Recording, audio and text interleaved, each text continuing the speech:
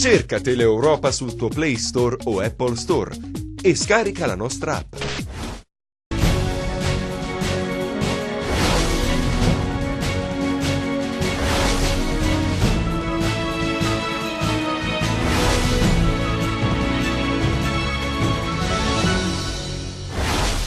Nonostante gli ultimi dati Istat evidenzino una diminuzione del tasso di disoccupazione in Calabria, sono numerose le persone che hanno perso il lavoro durante gli anni bui della crisi e che cercano una nuova chance, centri per l'impiego presi quotidianamente d'assalto. L'area industriale di Caraffa di Catanzaro nel degrado e nell'abbandono, l'urlo degli imprenditori, intervenite oppure ce ne andremo. Contrasti sulle estorsioni all'origine della faida di Mileto, 5 le persone arrestate per gli omicidi commessi nel centro del Vibonese nel 2013. Francesco D'Agostino alla guida della Commissione Riforme incassa i voti della maggioranza e polemico l'ex presidente Baldo Esposito che dice un triste giorno per la politica. Il Rende pareggia con la Juve Stabia, sconfitte per Catanzaro e Reggina. Ben ritrovati dalla redazione del TG10, il lavoro che non c'è in primo piano. Gli ultimi dati Istat ci dicono che in Calabria diminuisce il tasso di disoccupazione, ma sono ancora tanti, troppi, tuttavia le persone che cercano lavoro, che il lavoro lo hanno perso durante gli anni bui della crisi, non lo hanno ancora trovato. La conseguenza è che i centri dell'impiego sono davvero presi d'assalto. Vediamo.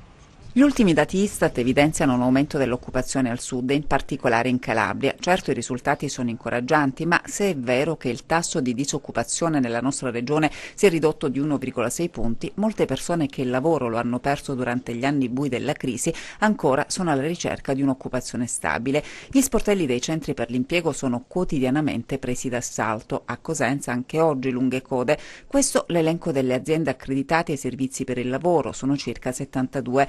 Il responsabile del Centro per l'impiego di Cosenza, Giovanni Cuconato, spiega a 2 giovani laureate le procedure per accedere al bando dote lavoro.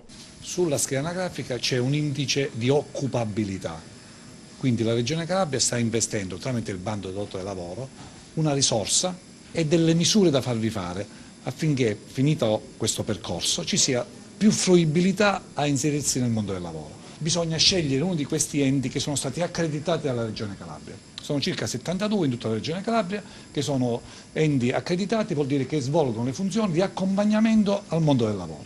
Ne scegliete liberamente uno e con loro iniziate una collaborazione per poter definire meglio questo percorso o di formazione e quindi scegliete uno di questi corsi che vengono messi a disposizione, oppure, ove possibile, è possibile effettuare anche un percorso, un tirocinio formativo che ha la durata di 6 mesi con un rimborso spese di 400 euro. Loro hanno 30 anni, sperano di rimanere nella loro terra, ma la valigia è già pronta. Siamo laureate tutte e due in biologia. Quindi voi volete rimanere qua? Se fosse possibile, altrimenti ci spostiamo tranquillamente. Avete già visto fuori qualcosa? Sì. Sì, siamo andati, abbiamo anche inviato curriculum. Nel centro per l'impiego incontriamo giovani in cerca di una chance, ma anche padri e madri di famiglia che il lavoro lo hanno perso da tempo e che fanno fatica ad andare avanti, come Enzo che non lavora dal 2012. Io ho una pensione minima di 280 euro, poi c'è mio figlio che ogni tanto fa qualche lavoro così, senza essere assunto, senza niente, cerca di aiutarci. Anche Giovanni il lavoro lo ha perso nel 2012. Stiamo facendo delle politiche attive, cioè dei tirocini formativi nelle scuole, io sono nelle scuole, altre persone sono nei comuni, negli vari enti pubblici e niente, stiamo lavorando così, con la speranza di un futuro migliore. L'area industriale di Caraffa, siamo nel Catanzarese, nel degrado e nell'abbandono, l'urlo degli imprenditori che dicono intervenite oppure ce ne andremo, vediamo. Questa è la zona industriale di Caraffa di Catanzaro. Qui in tanti hanno investito per far nascere un vero e proprio polo imprenditoriale, ma con il tempo la mancanza di servizi ha gettato nello sconforto le attività che quotidianamente operano sul territorio e che chiedono più attenzione da parte del Comune. Abbiamo richiesto una conferenza di servizi istituzionale per la situazione che si è venuta a creare nella zona industriale qui a Caraffa, dove molti operatori hanno investito milioni di euro e dato lavoro a centinaia di persone. Non viene fatta manutenzione a fronte di tutto quello che viene annualmente versato, si parla di oltre 1 milione di euro tra IMU e imposte varie comunali e statali. Speriamo che il sindaco indica subito questa conferenza per poter portare su un tavolo di discussione i problemi che ci sono qui nella zona industriale. Le strade non sono in perfette condizioni e i mezzi hanno difficoltà a raggiungere i capannoni. Insomma, la situazione è diventata davvero insostenibile, dicono gli imprenditori, che altrimenti saranno costretti a chiudere botteghe e a spostarsi altrove. Passeremo ad azioni più ferme. Molti imprenditori stanno pensando di abbandonare questa zona perché cercare nuovi posti dove ci sia una manutenzione, dove si può fare un investimento e avere la certezza che funzioni tutto. Siamo abbandonati, ormai da anni, qua sono da oltre 10 anni e siamo sempre nella stessa situazione, strade rotte, la spazzatura che non viene mai ritirata, servizi né zero. I mezzi che arrivano non riescono nemmeno a passare perché la strada è così da oltre 10 anni. Incuria e abbandono caratterizzano la zona industriale che doveva essere fiore all'occhiello per l'intero territorio catanzarese. Sono stato uno dei primi ad investire su questa zona, abbiamo delle strutture e gli uffici. La cronaca adesso: 5 persone sono state arrestate per gli omicidi commessi a Mileto, siamo nel Vibonese, nell'estate del 2013. Alla base della lotta tra le famiglie Mesiano e Corigliano c'era il controllo del territorio, vediamo. Un terribile botta e risposta che nell'estate del 2013 fece piombare tutta Mileto in una cappa di tensione, quando non paura, e di preoccupazione. 2 gli omicidi consumatosi in appena un mese, quello di Giuseppe Mesiano il 17 luglio e quello di Angelo Antonio Corigliano il 19 agosto. 2 omicidi da inquadrare all'interno di una vera e propria faida tra le 2 famiglie di 'ndrangheta, come scaturito dall'inchiesta denominata Miletos, recuperando il nome in greco antico, che ha portato a 5 arresti. Secondo quanto ricostruito dagli inquirenti e spiegato in conferenza stampa dal procuratore della DDA Nicola Grattieri e del suo sostituto Giovanni Bombardieri, a commettere l'omicidio di Giuseppe Mesiano sarebbero stati Giuseppe Corigliano e il figlio Angelo Antonio, poi assassinato. Un omicidio che i Corigliano avrebbero pianificato in seguito al danneggiamento del portone dell'abitazione familiare compiuta da Rocco Iannello su commissione, secondo i carabinieri, di Francesco Mesiano. Quindi la risposta dei Mesiano, che pianificano l'uccisione in pieno centro a Mileto proprio di Angelo Antonio Corigliano. Mandante dell'omicidio sarebbe Francesco Mesiano, già condannato per l'omicidio del piccolo Nicolas Green. Per l'accusa, l'organizzazione delle fasi preliminari ed esecutive sarebbe stata di Pasquale Pititto, mentre a compiere materialmente l'agguato sarebbero stati Salvatore Pititto e Domenico Iannello. Al fatto di sangue avrebbe partecipato anche Vincenzo Corso, cognato dei Mesiano e considerato il braccio destro di Franco Mesiano. In tutto sono 12 gli indagati. Le indagini iniziate subito, nell'immediatezza, con la direzione della Procura di Vibo Valentia, hanno evidenziato un contesto generale che successivamente ha portato alla trasmissione degli atti alla Procura distrettuale e grazie proprio a questa collaborazione stretta tra la Procura, tra i sostituti della Procura di Vibo Valentia e la Direzione Distrettuale Antimafia è stato possibile coordinare delle forze di polizia giudiziaria veramente efficienti, coordinare queste indagini e giungere a questo risultato importantissimo. La sua presenza per sottolineare un messaggio da ribadire innanzitutto alla popolazione. Sì, noi da più di un anno ormai diciamo fidatevi, ci stiamo organizzando, oggi vi dico ci siamo organizzati. Oggi noi abbiamo in modo stabile e sistematico 3 sostituti dedicati esclusivamente alla provincia di Vibo Valentia, coordinati dal procuratore aggiunto Bombardieri. Oggi noi abbiamo delle forze dell'ordine, in particolare dei carabinieri in provincia di Vibo, da prima linea, tra i migliori dei loro corsi. Quindi io penso che non ci sono più alibi da parte dell'opinione pubblica, da parte della collettività, da parte dei cittadini della provincia di Vibo. Passiamo alla politica. In Calabria un nuovo seggio al Movimento 5 Stelle. In Parlamento entrerà Riccardo Tucci, candidato nel collegio plurinominale Calabria Sud della Camera, e quanto deciso dalla Corte di Cassazione. Vediamo. Il 23 marzo, cioè venerdì prossimo, la prima seduta delle nuove Camere a 3 giorni dall'insediamento. I riconteggi nel post-voto del 4 marzo assegnano in Calabria un nuovo seggio al Movimento 5 Stelle. In Parlamento entrerà Riccardo Tucci, candidato nel collegio plurinominale Calabria Sud della Camera. Tucci, 32 anni, vive a Vibo Valentia, e quanto deciso dalla Corte di Cassazione, che ha accolto l'istanza in tal senso presentata alla Suprema Corte all'ufficio centrale circoscrizionale presso la Corte d'Appello di Catanzaro dall'avvocato Francesco Pitaro, legale di Tucci. L'elezione di Tucci è stata determinata in seguito alla situazione creatasi in alcune regioni, tra cui la Campania e la Sicilia, dove il movimento ha avuto diritto a più seggi rispetto ai candidati presenti nelle liste. Per effetto quindi dell'elezione di Tucci al terzo posto nella lista camerale Calabria 2, dopo Paolo Parentela e Federica Dieni, alla Calabria sono assegnati 21 deputati e 10 senatori.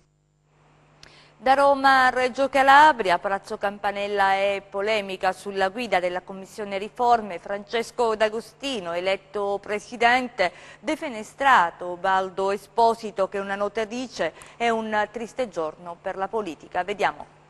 Francesco D'Agostino guiderà la Commissione Riforme. Esponente del gruppo Liberio Presidente, ha incassato il consenso della maggioranza. Il nuovo presidente, chiarita la vicenda giudiziaria, è un imprenditore assolto con formula piena dall'accusa di aver favorito l''ndrangheta nella Piana. Voglio ringraziare i consiglieri per il prestigioso incarico che hanno voluto conferirmi.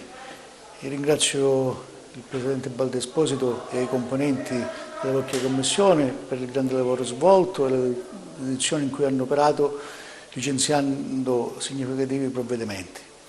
Adesso bisogna proseguire il lavoro intrapreso e specie portare in aula il voto elettronico, che è una cosa molto importante di trasparenza. La sua elezione è il segnale di discontinuità. Di fatto è stato defenestrato Baldo Esposito, ex esponente di quel nuovo centrodestra che oggi non esiste più e che aveva sostenuto il centrosinistra nel progetto regionale. Esposito parla in una nota di sgangherata riedizione della presa della Bastiglia, riferendosi a quanto accaduto oggi. Qualcuno, conclude, ha forse pensato di portare a casa un risultato utile a rafforzare la maggioranza. In realtà questa triste pagina di politica appare più come l'ultimo canto di un cigno morente che sarà spazzato via dal responso delle urne. Il governatore, che ha annunciato la ricandidatura per il secondo mandato nel 2019, prepara il terreno per la riconferma partendo dalla squadra. Uomini e strategie che cominceranno a delinearsi nella riunione di maggioranza in programma mercoledì prossimo.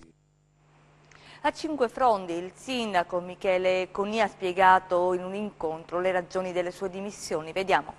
Le dimissioni protocollate la scorsa settimana dal sindaco di Cinque Frondi sembrano più un atto di forza verso gli avversari politici all'interno della sua giunta che una vera intenzione di mollare la nave alla guida della sua cittadina. Non mi interessa essere il sindaco, ma fare il sindaco è stato l'incipit della sua esposizione per motivare il gesto delle dimissioni, sulla cui revoca non si è sbottonato. Se qualcuno vuole cambiare rotta, abbia il coraggio di cambiare nave. Non si può discutere dopo 2 anni se cambiare percorso, ha rincarato Conia. Le mie dimissioni sono un gesto per tornare ad interrogare voi cittadini per dire in modo chiaro dove vogliamo andare. Il sindaco Conia ha ancora sottolineato che qui non c'è nessuna strategia, io non devo mandare a casa nessuno, semmai sono i cittadini a dover decidere. Quindi il passaggio conclusivo che lascia inalterata la suspense sul rito delle dimissioni. Per ora solo protocollate, è un problema, spiega, di correttezza. Non si può logorare un sindaco alle spalle.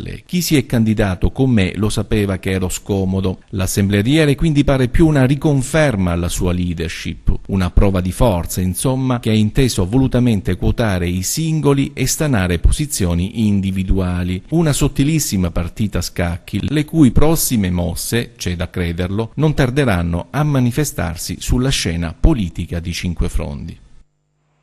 Nel prossimo servizio le immagini di un incendio che ha interessato un'auto a Gioiosa Ionica. Vediamo. Un incendio ha distrutto nella notte tra sabato e domenica un'autovettura. Il fatto è accaduto in contrada Bernagallo di Gioiosa Ionica, dove è dovuta intervenire una squadra dei vigili del fuoco di Siderno, al cui centralino era arrivata una richiesta di aiuto. Erano da poco passate le 2 quando una donna, proprietaria del mezzo, e i suoi familiari si sono accorti dell'incendio. Il tentativo di salvare l'auto è stato inutile, le fiamme l'hanno resa inutilizzabile. Ma l'intervento dei vigili del fuoco è stato ugualmente necessario perché le fiamme si stavano espandendo e avrebbero potuto causare ulteriori danni e mettere a rischio l'incolumità delle persone. Sulle cause dell'incendio ancora non ci si pronuncia, non si esclude la matrice dolosa, ma sui risultati dei rilievi non è ancora dato sapere nulla. Intanto un altro intervento dei vigili si segnala a Reggio Calabria nella nottata appena trascorsa. Nella zona di Via Palmi un'altra auto sarebbe stata incendiata, ma per ragioni investigative vige il massimo riservo. Le altre notizie di cronaca nelle nostre brevi. I carabinieri di Isola Capo Rizzuto hanno arrestato e posto ai domiciliari un 23enne trovato in possesso di alcune dosi di droga assieme a computer e materiale vario rubati il 16 marzo scorso all'interno della biblioteca comunale Centro Ceramidà. Denunciata in stato di libertà anche una donna di 65 anni. Un incendio sulle cui cause sono in corso accertamenti ha interessato la notte scorsa un casolare in ristrutturazione ad Amato, in provincia di Catanzaro. Non ci sono stati feriti o persone intossicate perché l'edificio, ubicato in prossimità dell'ingresso del paese, era disabitato. Sul posto sono intervenuti 10 unità operative del Comando Provinciale dei Vigili del Fuoco di Catanzaro con il supporto di un'autobotte e di un'autoscala che sono riuscite a domare le fiamme, evitando che si propagassero all'intero edificio. Al momento non si esclude nessuna ipotesi circa l'origine dell'incendio. È stata data alle fiamme la macchina di proprietà di un dipendente delle ferrovie. Il fatto è accaduto nel comune di Castrolibero, nell'area di Serra Miceli. Sul posto sono intervenuti i vigili del fuoco di Cosenza e i carabinieri. L'autovettura, una Ford Fiesta, è stata parzialmente distrutta dalle fiamme. Sembra non ci siano tracce che riconducano a un atto intimidatorio. Le indagini dei carabinieri proseguono per stabilire le cause del rogo. Si indaga anche nella sfera privata dell'uomo. Proiettili nella cassetta della posta sono stati ritrovati dai familiari di Marco Paura, collaboratore di giustizia a Cosenza. Indaga la questura. L'episodio è avvenuto qualche giorno fa. All'indomani del pentimento, nell'ottobre del 2015, la famiglia fu vittima di un altro episodio, quando alcuni malviventi si introdussero nell'abitazione del centro storico e la saccheggiarono portando via oggetti di valore. Il nostro spazio dedicato alle iniziative, cominciamo da Catanzaro, dove nella sala giunta della provincia è stato presentato il progetto del nuovo Istituto d'Arte di Squillace Lido. Vediamo. Eccolo il progetto preliminare del nuovo Istituto d'Arte di Squillace Lido, illustrato questa mattina nella sede dell'amministrazione provinciale di Catanzaro. L'intervento da parte dell'ente intermedio consentirà la dismissione dell'immobile occupato dall'Istituto d'Arte di proprietà comunale ubicato nel centro abitato del comune di Squillace, attualmente utilizzato ad istituto d'arte non corrispondente ai moderni standard di fruibilità e comfort. La provincia di Catanzaro non solo fa la manutenzione e mantiene i servizi a livelli accettabili, in alcuni casi d'eccellenza, ma costruisce anche le scuole. Abbiamo impegnato 2 milioni di euro nel bilancio 2017 e quest'anno, nel 2018, iniziamo a spenderli e a rendere operativo uno stanziamento di bilancio. Quindi stamattina presentiamo il progetto preliminare di un edificio che da molto tempo soffre di carenza di iscrizioni perché è ubicato in territorio delle aree interne dove la mancanza di trasporti e di servizi non è attraente, quindi abbiamo previsto assieme alle autorità locali e alle autorità scolastiche di ubicare nello stesso comune ma nella frazione marinara di Squillace il nuovo liceo d'arte. L'edilizia scolastica è la priorità dell'amministrazione provinciale, sarà una scuola moderna e funzionale che servirà l'intera fascia ionica catanzarese e non solo, situato in una zona strategica e centrale.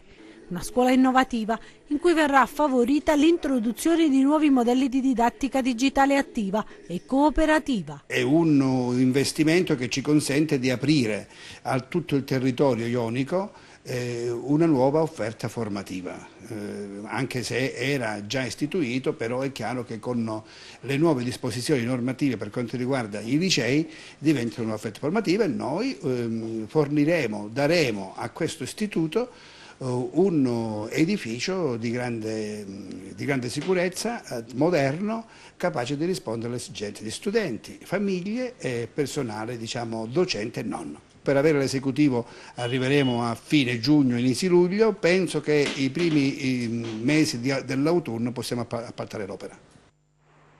Anna Maria Mancuso, già senatrice, ha presentato a Cosenza a Villarendano il suo libro Dal cancro al Senato. Vediamo.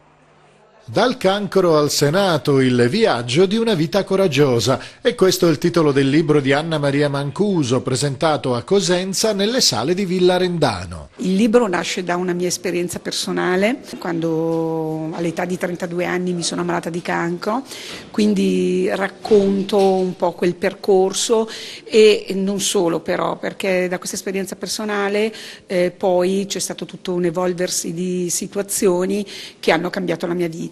E poi racconto la mia storia anche da parlamentare, perché ho vissuto per un periodo così nei palazzi delle istituzioni, quelli importanti, infatti ho fatto il senatore. Uno da fuori non può rendersi conto di quello che si vive internamente, ci sono molte cose negative, no? Però ci sono anche delle persone che lavorano e fanno bene il loro mestiere all'interno. Il libro vuole essere un messaggio di speranza innanzitutto, ma anche di ritorno a quello che sono i valori della vita realmente. Nel corso della mattinata a tutti gli intervenuti è stata offerta la possibilità di visitare il museo multimediale Cosenza Itinera, un viaggio immersivo nella storia millenaria di Cosenza tra conoscenza scientifica e tecnologia digitale che sta calamitando sempre di più l'attenzione di studiosi e visitatori. Lo sport, il grande pareggia con la Juve Stabia, sconfitte per Catanzaro e Reggina. Vediamo. Si muove lentamente la classifica del girone C, soprattutto nelle zone alte. Solo il Catania mette pressione a Lecce, conquistando i 3 punti contro la Reggina. È uno show di Curiale che la sblocca subito, mettendo in rete un pallone finito sul palo dopo un traversone di Grazia. Il modo peggiore per iniziare la sfida con la vice capolista per gli Amaranto di Maurizi, bravi a manovrare ma pericolosi in rare occasioni e costretti ad incassare il raddoppio a inizio ripresa. Ancora Curiale il mattatore, questa volta su assist di Mannè. A 10 minuti dal termine il gol di Laezza, utile solo a mettere un po' di paura ai padroni di casa, in apprensione su un cross di Condeni, con Pisseri chiamato da respinta sul tiro di Sparacello. Poi il rosso a Condeni e il triplice fischio. Il rende scappa e la Juve Stabia lo riprende. Botta e risposta al Marco Lorenzo con i biancorossi che passano in vantaggio con Cuomo al termine di un'azione rocambolesca. Il difensore centrale si fa trovare pronto e batte di testa Branduani. L'ex Simeri si dà da fare per riequilibrare la gara con 2 conclusioni insidiose, ma il pareggio arriva nella ripresa con Paponi in campo. Il filtrante dell'attaccante libera il tiro crialese per l'1-1. Il rende prova altri assalti, ma Branduani si salva. Il punto fa comunque classifica per le 2 formazioni. Molto meglio noi il secondo tempo. È meglio la Juve Stabia del primo. Sono stati il primo tempo dove ci hanno pressato forte, non ci facevano giocare, c'erano sempre 3 attaccanti loro molto alti sui nostri 3 difensori, ci costringevano a buttare palla e abbiamo faticato a fare 4 passaggi di seguito. Secondo tempo dopo il gol, forse anche dal punto di vista della tensione e anche dal punto di vista fisico, loro non potevano continuare a reggere quei ritmi, siamo usciti fuori benissimo, abbiamo fatto secondo me il secondo tempo dopo il gol molto buono, potevamo anche vincere la partita. Cade il Catanzaro e traballano le certezze di Pancaro. Dopo la bella prova con il Trapani ad Andria, i giallorossi sono subito in difficoltà. I pugliesi sfiorano il vantaggio con Croce e lo trovano poco dopo con Lattanzio. Il pareggio è immediato grazie a Gambaretti che sfrutta al massimo un corner, ma nella ripresa la difesa ospite si addormenta di nuovo e Quinto trova il sorpasso definitivo. Il tecnico calabrese fa autocritica del dopogara. Quello che stiamo facendo non basta, dobbiamo fare sicuramente qualcosa in più, dobbiamo eliminare il prima possibile le disattenzioni, perché anche oggi come col Trapani abbiamo giocato molto più tempo nell'area avversaria che nella nostra e però alla fine se andiamo a tirare le somme in queste 2 partite, che ripeto abbiamo fatto per una grande percentuale più nell'area avversaria che nella nostra, abbiamo preso 4 gol e ne abbiamo fatti 2, quindi vuol dire che concretizziamo poco e prendiamo gol troppo facilmente. Chiudiamo con le previsioni del tempo.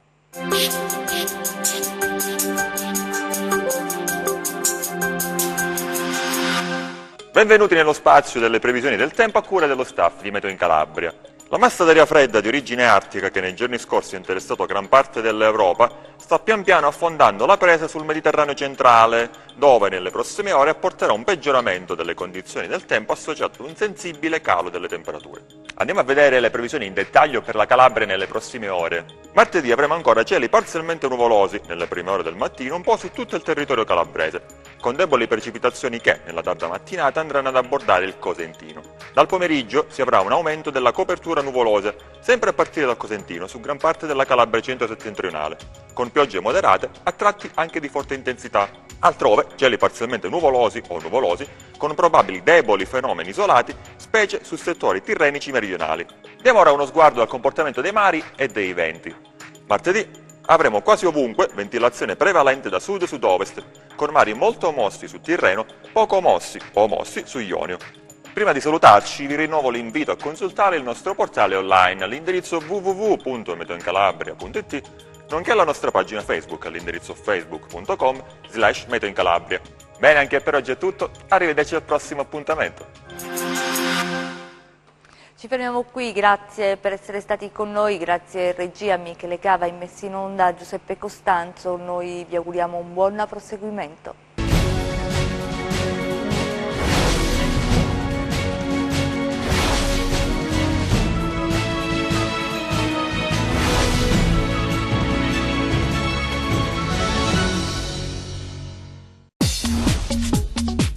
Cerca Teleeuropa sul tuo Play Store o Apple Store e scarica la nostra app.